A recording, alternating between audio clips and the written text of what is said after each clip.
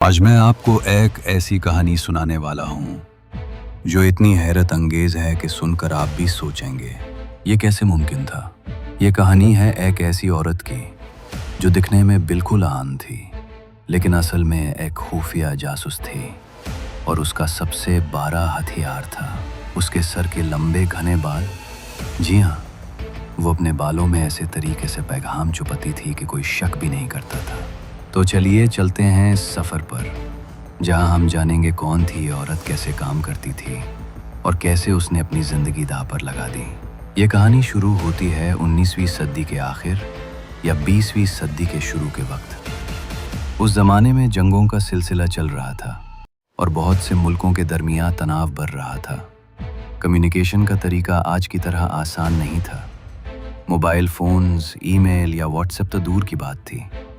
उस वक्त छोटी खबर पहुंचना भी जान का खतरा बन सकता था। इस दौर में सीक्रेट एजेंट्स यानी जासूस बहुत अहम रोल अदा करते थे, लेकिन मर्दों के मुकाबले में औरतों पर कम शक होता था। यही वजह थी कि कुछ औरतें सीक्रेट एजेंट्स के तौर पर काम करती थीं। उन्हीं में से एक थी लुईज़ दे बेटिग्नीज, एक फ्रेंच स्पाई जो वर्ल्ड वॉर 1 में जर्मनी के खिलाफ काम कर रही थी। लुईज़ एक आम औरत की तरह दिखने में बहुत शरीफ और मासूम लगती थी, लेकिन असल में वो एक ट्रेन स्पाई थी जो एलाइज के लिए काम कर रही थी। उसने अपनी इंटेलिजेंस गैदरिंग के लिए बहुत क्रिएटिव तरीके अपनाए। सबसे मशहूर तरीका था हेयर मैसेजेस। उसके लंबे बाल एक बंद जोड़ा की शक्ल में बंद दिए जाते और उस जोड़े के अंदर छोटे छोटे कागज़ के टुकड़े छुपाए जाते। ये कागज़ माइक्रो राइटिंग में लिखे हुए होते, यानी इतने छोटे वर्ड्स के नेकेड आई से मुश्किल से दिखते। इस तरह वो important military information, troop movements या मैप्स दूसरे एजेंट्स तक पहुंचती। सबसे कमाल की बात ये थी कि उसका हेयर स्टाइल उस ज़माने का बहुत आम स्टाइल था, और जब कोई गार्ड या सोल्जर उसे चेक करता तो उन्हें लगता कि ये सिर्फ एक औरत का आम जोड़ा है। किसी को अंदाज़ा भी नहीं होता कि इस जोड़े में जंग का फैसला बदलने वाली इंफॉर्मेशन छुपी हुई है। लेकिन दोस्तों, ये काम उतना आसान नहीं था जितना सुनने में लगता है। एक गलती और जिंदगी खत्म। अगर कभी जर्मन फोर्सेस ने उसके बालों में से ये सीक्रेट मैसेजेस ढूंढ लिए होते तो उसका अंजाम बहुत खौफनाक होता। वर्ल्ड वॉर 1 के दौरान पकड़े गए स्पाइस को अक्सर या तो फायरिंग स्क्वाड से मार दिया जाता था या फिर जिंदगी भर के लिए जेल भेज दिया जाता था।